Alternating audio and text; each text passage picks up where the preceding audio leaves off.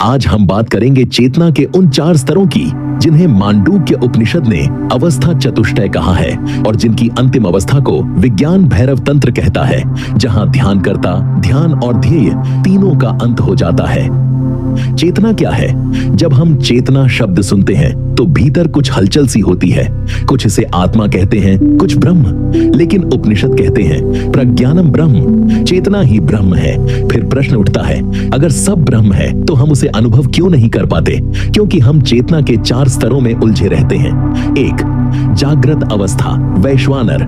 यह वह अवस्था है जिसमें हम इस समय हैं, देख रहे हैं, सुन रहे हैं, सोच रहे हैं। शास्त्र इसे कहते हैं बाह्य प्रज्ञा, पर भगवत गीता चेतावनी देती है, या निशा सर्वभूतानां तस्या जागृति संयमी। जो सामान्य जन के लिए रात्रि है, वहीं योगी की जागृति होती है। क्या आप सच में जागे हुए हैं या केवल आंखें खुली हैं पर भीतर अंधकार है? स्वप्न अवस्था, तेजस। यह वह अवस्था है जहां सब कुछ मन में घटता है। जो दृश्य हम देखते हैं वो बाहर नहीं, अंतर में बनते हैं। आर्षि वशिष्ठ कहते हैं जागृत और स्वप्न दोनों ही माया हैं, और विज्ञान भैरव तंत्र कहता है स्वप्न में जो दृश्य बने उनमें भी जब साक्षी बनो तो वही ध्यान है। मन का खेल है सब। 3. सुषुप्ति अवस्था, प्राज्ञ, गहरी नींद, जहां कुछ नहीं रहता, न विचार, न सपना, न कोई मैं, बस एक शांति। पर यह भी अनभिज्ञ शांति है। कठोपनिषद में यम कहते हैं यह अवस्था आत्मा की आनंदमयी छाया है, पर यह भी अस्थाई है। 4. तुरीय अवस्था, तुरीय। अब बात करते हैं उस अवस्था की जो न जागृत है, न स्वप्न, न निद्रा। वह है तुरीय, यानी शुद्ध चैतन्य। श्रीमद् भगवद गीता में श्री कृष्ण कहते हैं यत्रो परमते चित्तम निरुद्धम योग सेवया। जहां मन शांत होता है वहीं आत्मा ब्रह्म से मिलती है।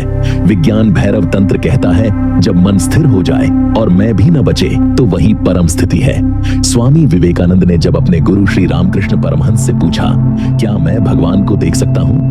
गुरु ने कहा, देख सकते हो, पर पहले तुरीय तक पहुंचना होगा। अब प्रश्न यह है, तुरीय तक पहुंचा कैसे जाए? शास्त्र 3 मार्ग बताते हैं। 1. गुरु कृपा। गुरु ही ब्रह्म, गुरु ही विष्णु, गुरु ही शिव है। गुरु की कृपा से ही चेतना का परिवर्तन संभव है। 2.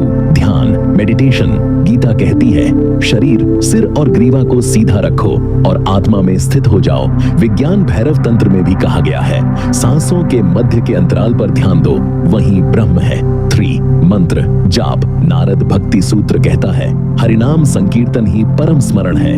राधे राधे जपना जैसे प्रेम को जपना। सरल 5 स्टेप्स। 1. स्थान, एक शांत जगह चुने जहां कोई बाधा ना हो। 2. आसन, पद्मासन या सीधा बैठें, रीढ़ सीधी हो। 2. सांसों पर ध्यान, आंखें बंद करें और अपनी सांसों पर टिक जाएं। 4. विचारों को बहने दें, उन्हें रोके नहीं, बस देखें और छोड़ दें। 5 मिनट का समय, शुरुआत 5 मिनट से करें, फिर धीरे धीरे बढ़ाकर 15 से 20 मिनट तक ले जाएं।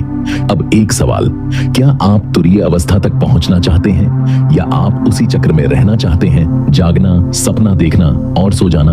अगर नहीं तो आज से शुरुआत करें, ध्यान से, नाम से और प्रेम से, क्योंकि हम केवल शरीर नहीं हैं, हम चेतना हैं। राधे कृष्ण। जय श्री राधे। आपका आत्मा से आत्मा तक का सफर अब शुरू होता है।